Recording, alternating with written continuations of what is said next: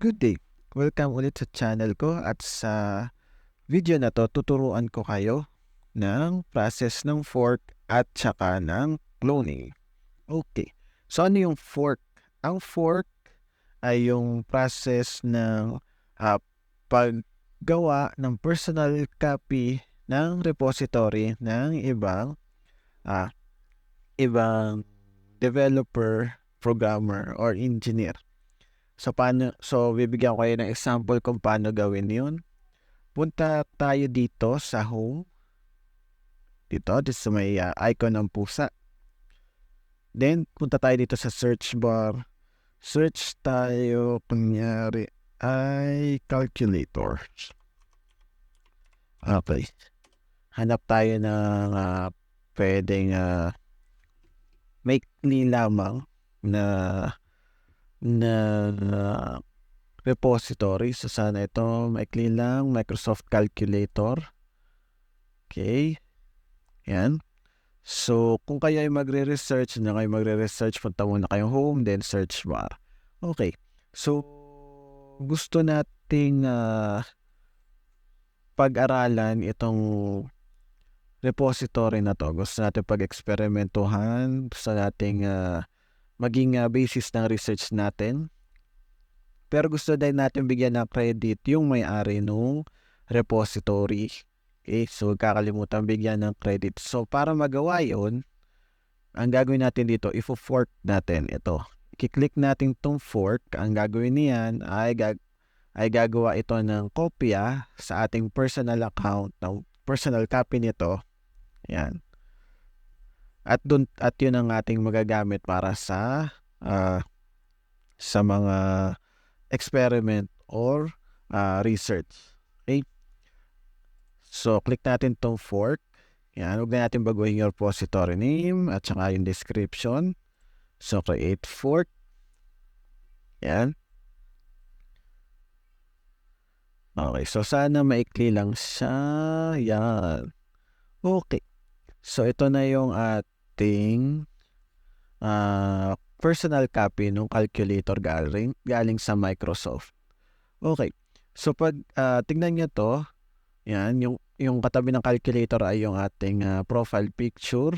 Pero sa baba ay yun, sinasabi niya or sinasite niya na galing ito sa author na si Microsoft. Maaaring ito ay sa Microsoft company. Okay? So kini-credit natin, binibigyan natin ng credit si Microsoft. So yun yung gamit ni fork. So ito yung personal copy natin. Personal copy natin na galing sa ibang developer, programmer, or engineer. Ngayon, paano natin ito pag-eksperimentuhan or paano natin ito mapapag-aralan? Kapag gumagawa tayo ng copy o pag tayo ay nagfo-fork ng project ng iba, hindi dapat maapektuhan yung original na copy. Yan. So, ang pinakamagandang paraan dito para mapag-aralan natin itong kanilang project ay i-clone natin. So, merong way ng pagko-clone dito na ikakopy lang natin itong nandito sa code. Yan, itong HTTPS niya, ikakopy natin yan. Pero, gumagana lang yan or magagamit natin yan kung tayo ay nagko-code sa terminal or sa Git bash. Yan. Na hindi natin gagawin. Ang gagawin natin ay tayo ay gagamit ng GitHub Desktop. Okay? So, i-sign in ko muna tong GitHub Desktop natin. Sign in muna natin. Okay. Ayan. So, punta tayo dito sa arrow na to. So, hindi natin kita. Ayan. Dito sa maliit na arrow na to. So, dito sa add, click natin ito.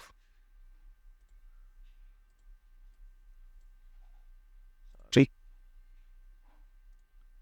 Ayan. Click natin itong add. Yung maliit na arrow sa add at clone repository tayo. Ayan. So, dito sa clone repository, maghahanap tayo ng repository na i-clone natin. At ang i-clone natin ay ito, may fork na calculator. Ito. Yan, Micomex calculator. Ito yung fork na galing kay Microsoft. So, choose tayo ng path kung saan natin isi-save yan. Kasi magiging folder yan. Sama natin doon sa pinaglagyan natin kanina. Or pinagkunan natin ng project nung tayo ay gumawa doon sa isa nating video. Okay, yan, nasa Prep2 Robotics 1. Select folder natin, then choose. Choose na pala natin Prep2 Robotics 1, select folder, then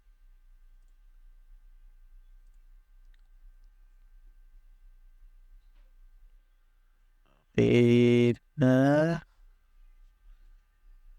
ang mukhang nakalo siya. Sige. At ulit. Clone repository, calculator, choose. Then sa kanina, to. Okay, then clone. Okay, so ang gagawin niyan ay i-clone yung buong project na yun sa folder na yun. So, pag nagkaroon na tayo ng folder, doon pwede na natin siyang pag-eksperimentuhan na hindi naapektuhan yung original na copy. Okay?